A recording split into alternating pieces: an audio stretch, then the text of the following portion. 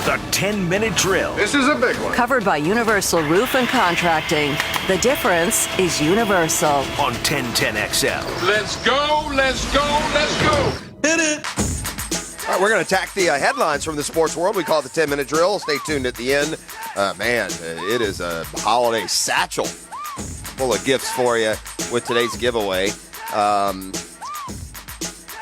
walking by the break room here in the break, as it turns out, the commissary. Yeah. The micro kitchen. Micro kitchen.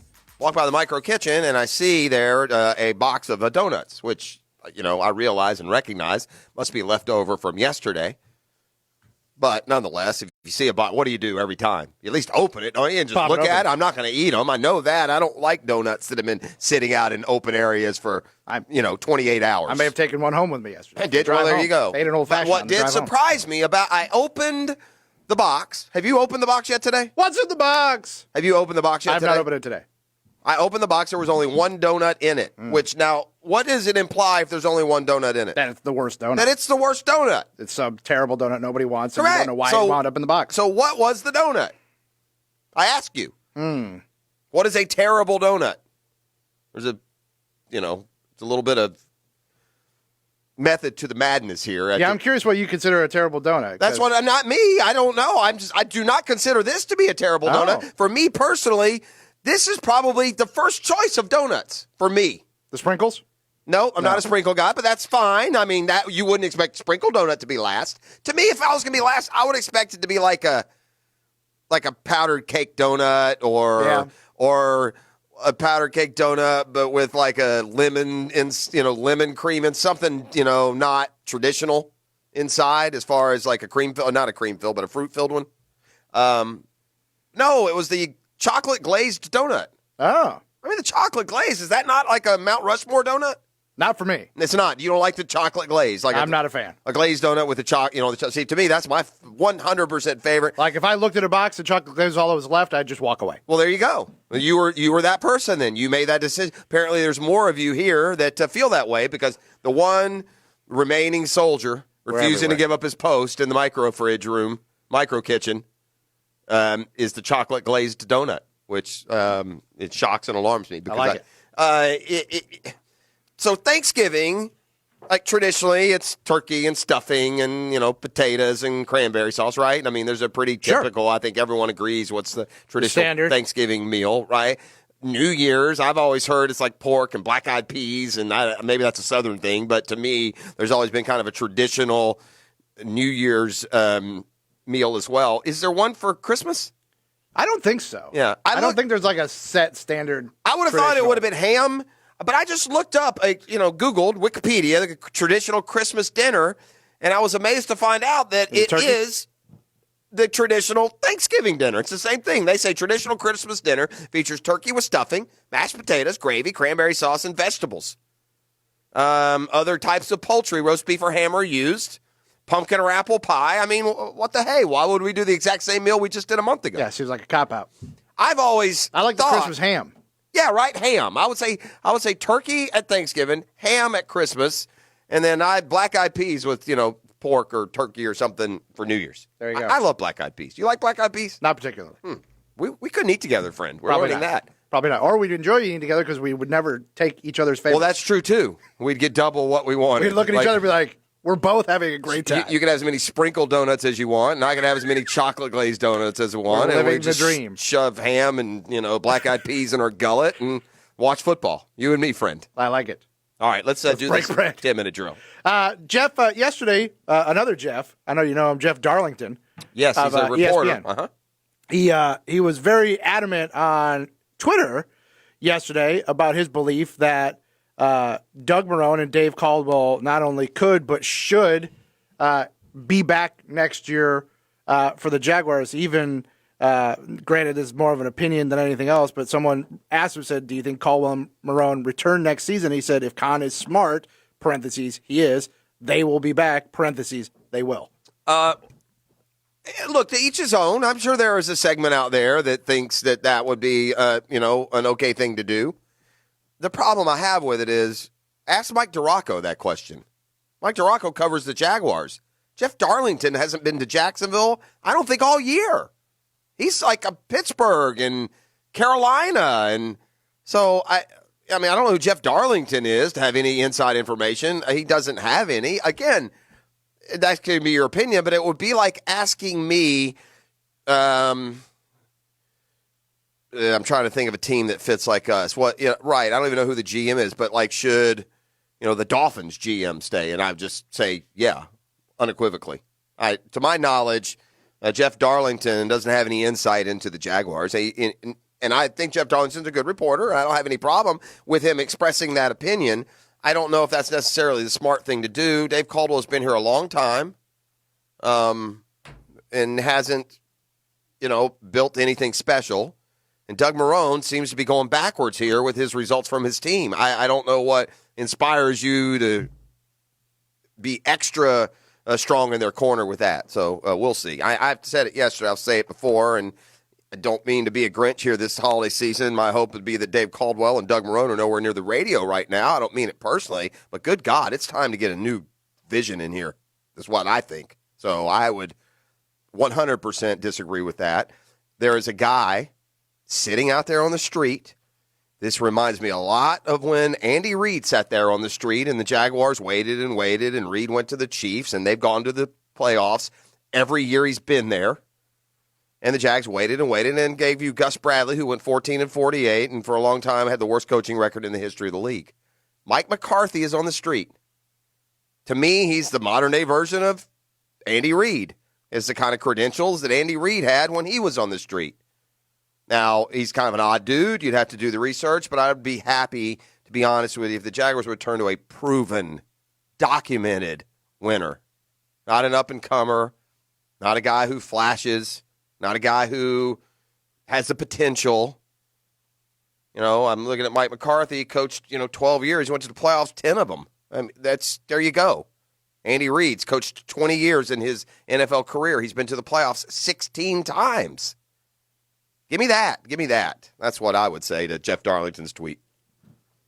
A lot of people have speculated that, with the changing of the guard that occurred a couple days ago with Tom Coughlin being relieved of his duties, that there'd be this, I guess for lack of a better, like a cloud lifted, a total change in, the vibe around the locker room. It didn't seem that way yesterday. So, has your expectations and anticipation for Sunday in Atlanta changed at all in the last 2 days? No, I don't think they would get I think we need to.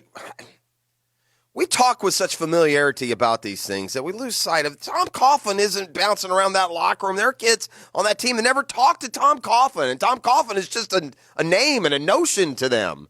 Tom Coughlin's was very active in the day-to-day decision-making, but not with it's not like a team suddenly is going to feel like a weight is lifted. And again, that was the big narrative that was exposed yesterday. This wasn't some oppressed locker room that was afraid to express itself or played, under the fear and subversion tactics. He went to players yesterday and just about to a man, including Leonard Fournette, said his relationship with Coughlin has improved. That you went to Calais Campbell, said that Tom Coughlin is a great man, and what he does is always to try to be best for the franchise. Avery Jones said if he was finding Dante Fowler, I'm sure his goal wasn't to be mean; it was to make sure Dante Fowler was healthy for the organization. So that narrative that has been espoused somewhat by the beat reporters and by unknowledgeable fans who just don't like Tom Coughlin and his style, and that's fine. He's not a likable guy. But you can't speak for what the players are and feel and think. And yesterday, they proved all of you who think that Tom Coughlin was just suffocating the franchise, they proved you wrong. He's not an impact on that locker room during practice week and during the day and on the game day. There's no fear or oppression that had been ruling that locker room. This team is 5-9 because they don't play, coach, or personnel enough to win. Jeff, a lot of people say there's too many bowl games. I know we've discussed that at times. Today, the bowl season kicks off. There's a doubleheader of games. Neither one of them is necessarily super sexy, but it's Friday afternoon college football. So will you be tuned in for the Bahamas Bowl this afternoon? I will. I can even tell you that will be Buffalo and Charlotte. And I'm going to put that in the 5-pack coming up here in about 10 minutes. Wow. So, yeah, you got that going for you as well. It's the most wonderful time of the year. I'm going to go with a couple of college. There's a bunch of bowl games tomorrow. Yeah, there's a whole slew of them. There's another one tonight. The Frisco Bowl. Yeah, his first name, is it Buddy Love? Buddy Love's not right. His last name is Love. Yeah, it's Utah State and Kent State. Yeah, tonight, Utah Frisco State's quarterback. Is it Davis Love? What is the Davis Love the fourth. He's doing great. What is his name? That's annoying me. Stand by. Bryce Love. He transferred. From Yeah, Stanford. I don't have his name, but Utah. He's a quarterback prospect. They expect to go in like round 3 or 4. That's Jordan Love. Jordan Love. There you go. Jordan So Bahamas Bowl today in the morning, and then you got Utah State, Kent State. Again, these are Frisco games Bowl. That's right. You would never watch these games No. in the regular season. Right. This was like, October. Right. This was mixed in with, Auburn, LSU are playing today, and Michigan State, and Florida, Georgia. You'd never even watch any of these games, but in this one you will. And then tomorrow they're going to load you up with 4 or 5 bowl games. You got the Celebration Bowl, the New Mexico Bowl, the Cure Bowl. That Georgia Southern's in that one. I know there's some Georgia Southern outprints here. Here's a pretty good bowl, the Boca Raton Bowl, SMU, FAU, and pretty good from this standpoint. 10-2 versus 10-3. The Vegas Bowl, Boise State and Washington. That's not bad. Yeah, that's not a bad one tomorrow night either. So There's good games. the 23rd would be what? That's Monday, huh?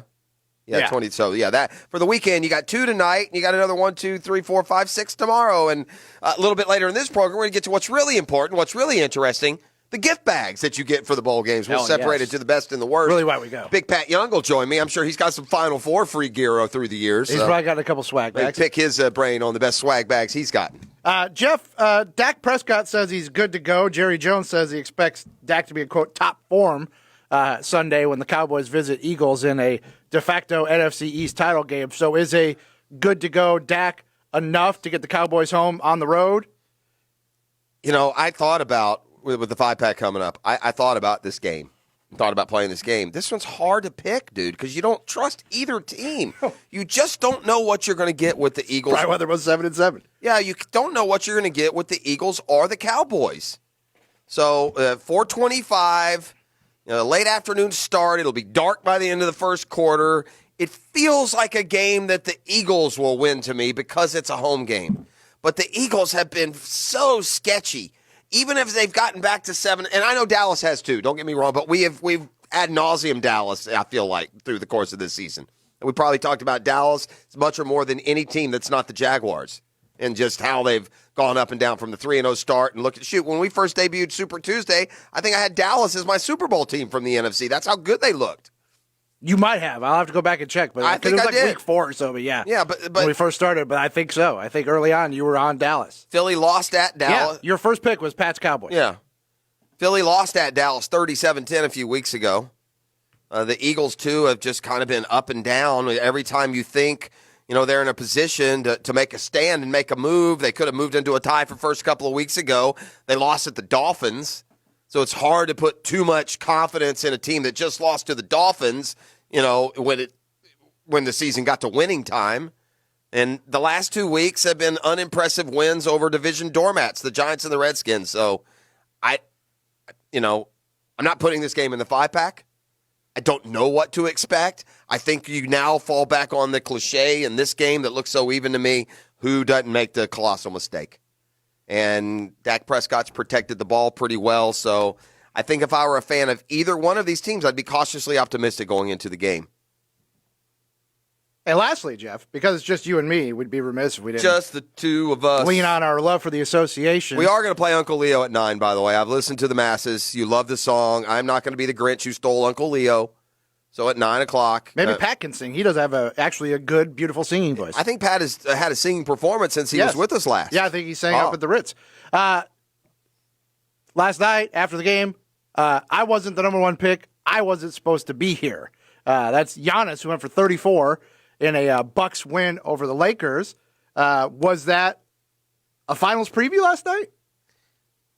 It was a hell of a game. I don't know if I trust the Lakers. I do believe the Bucks are going to the finals out of the East. Now, look, there's this. It's only December and injuries and other things, but let's just assume that teams are at full strength and healthy. The Bucks, to me, look head and shoulders better than anyone else in the East. The Sixers can't shoot well enough from the perimeter for my liking, and Embiid is always a tweaked back away from missing an important game. And the Celtics are another one that just haven't gotten their guys on the court together enough. But the Milwaukee looks like, a 10-1 favorite to get to the East Finals. I don't trust the Lakers yet. And I'll tell you why. I don't trust them because they've had a couple of games this week against good teams here late in the week that they've lost. And I don't know how, at the end of the day, even though the Clippers lost last night to the Rockets, I don't know how the Lakers – the Clippers have such a good bench, man. So, the Clippers can match the Lakers. I think that – personally, I think Antonio Davis and LeBron are a little bit more productive than Paul George and Kawhi, but it's, we'll say for whatever's sake, it's a wash. But when you get to the Clippers bench and you got Montrezl Harrell and you got, you got Lou Williams. I mean, the Lakers don't have that kind of firepower and spark off their bench. Here's something else that's happened with the Lakers. Kyle Kuzma's been terrible. Yeah, he hasn't been good. And that's the one they decided to keep. I don't look now, but Brandon Ingram is absolutely tearing it up for the New Orleans Pelicans, all part of that Anthony Davis trade. So that Kuzma has to play a lot better, and I think he can. And if he does, then the Lakers, have that much of a better chance. But if you ask me right now, gun to head, I'd go Bucks, Clippers. The Lakers had won 18 of 19 before losing very good. The last two games to close out a 5-game road trip. They lost in Indiana, at Milwaukee, and they vowed after the game they will not lose back-to-back for the rest of the season. Did they say that for real? Someone said that. Yeah, that's their vow. I think that's attainable. It's a good way to avoid the malaise that I'm having. Listen, I tell you this. I'm looking as forward, and again, I know I'm different from a lot of you guys with earballs on me here. Earballs with ears on me this morning. But I look I look just as much forward to the NBA playoffs as I do the NFL playoffs. And especially when you get down to the last 4 or 8 teams in the NBA this year, I mean, you are going to have probably the most competitive number of worthy potential champions than we've had in a long time. I mean, that West, and don't sleep on the Rockets. They're proud. Now, they're sporadic. But they won they beat the Clippers on the road last night. They beat them already this year as well. Yeah, they got the Clippers to lose their minds in that game. They did. The Clippers went off the deep end in that one. Yeah, a couple of guys ejected. I think the Rockets now are 2-1 though against the Clippers this year. And, they're in their heads. And Westbrook had 40. So those 3 teams, and it's I don't think any coincidence that those are 3 teams that have been built by the power pairing of 2 superstars. With the Lakers, obviously, it's Anthony Davis and LeBron James. With the Clippers, it's Kawhi and Paul George. And with the Rockets, it's James Harden and Russell Westbrook. So there you go. That's the 10-minute drill. Just some of the headlines from the sports world. We got a lot more coming up your way. Right now, we have a prize pack. Yes, we do. It's just so bountiful. I would tire myself out reading it, so I'll turn it over to B. Thank you. He can tell you what you're going to win, and I'll just say caller number 4 this morning. We'll take it home. Caller number 4. When we come back on the other side, try and put a little money in your pocket for your holiday shopping. It's the Friday 5-pack, not without controversy. We'll explain when we return. Call number 4 right now, 641-1010. Going to take home today's 10-minute drill prize pack. It features a $50 gift card from Edwin Watts, a $25 gift certificate from Bellwether, and a $30 gift certificate from RC Outlet. All part of the 1010XL Holiday Gift Guide. Find those and other great gift ideas at 1010XL.com. Just click on the Holiday Gift Guide banner.